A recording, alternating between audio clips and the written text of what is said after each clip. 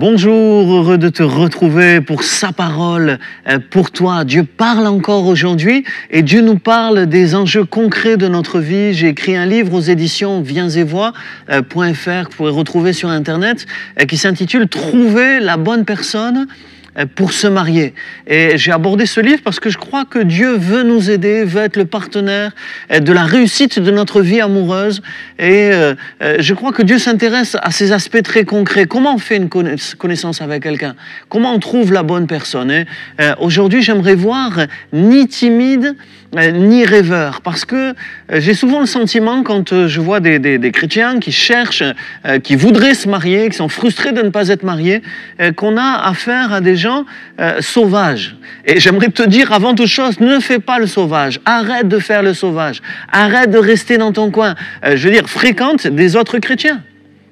Si tu veux trouver la bonne personne, il faut prier, chercher Dieu, mais il faut fréquenter les autres chrétiens. Je me souviens d'une jeune fille dans notre église, elle voulait se marier. Les jeunes sortaient le samedi soir, elle sortait jamais avec eux. Si tu parles pas avec les gens, tu peux pas te connecter avec quelqu'un à un moment donné. Faut arrêter de faire le sauvage, faut arrêter de rester dans son coin. En fait, souvent, je vois que on est humainement complexé.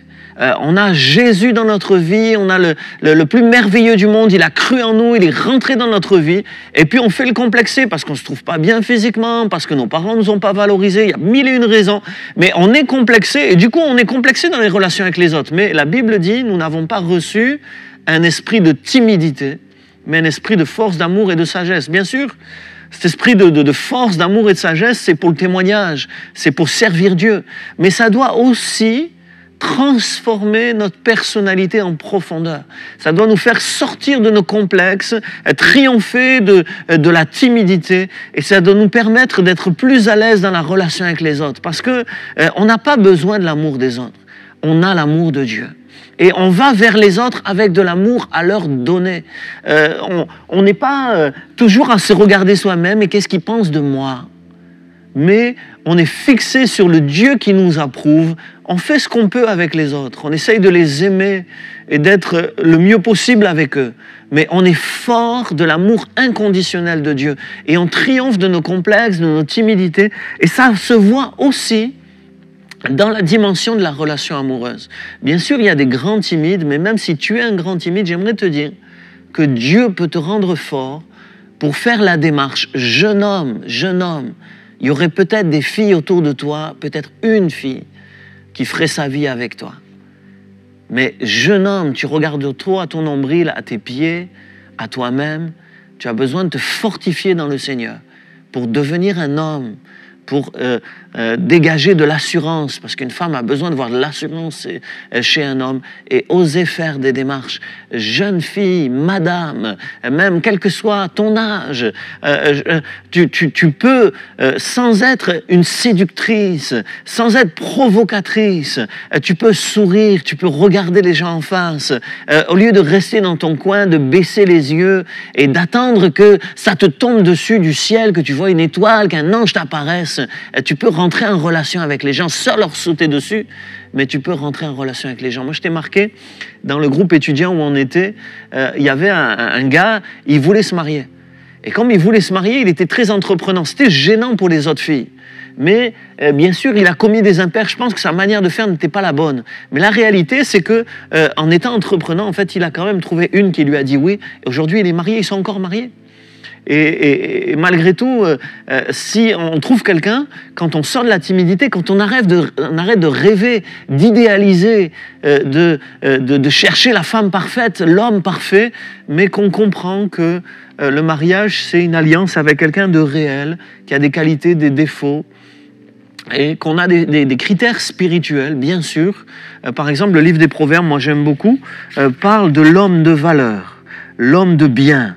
Dans Proverbes chapitre 12, verset 2, verset 4, l'homme de bien.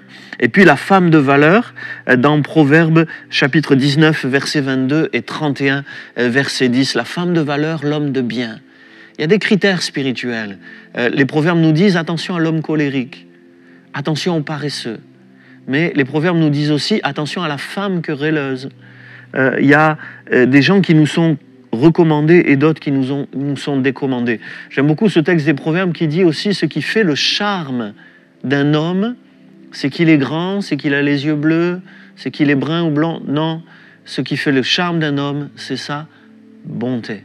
Et donc, utilise des critères spirituels, mais sors de ton isolement, fréquente des gens, ose, vous savez, faire une proposition à quelqu'un, ça ne vous tue pas.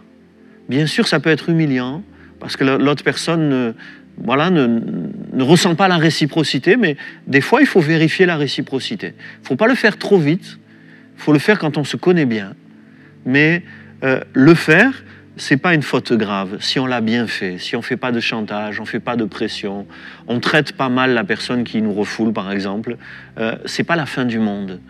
On peut faire une proposition correcte. Avec mon épouse, je veux finir, je ne veux pas être long, mais je lui ai dit, qu'est-ce que tu en penses de toi et moi? Voilà, bon, moi, c'est comme ça que j'ai fait. Qu'est-ce que tu en penses, toi et moi?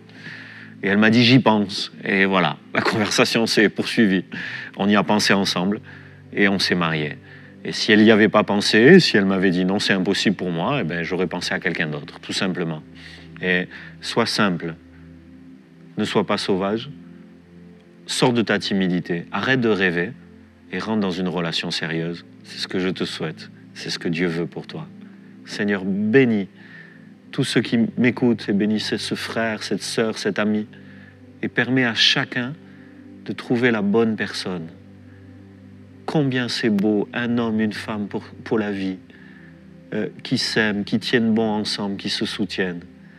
Seigneur, c'est ce que je leur souhaite. C'est ce que je te souhaite, mon ami. Sois béni.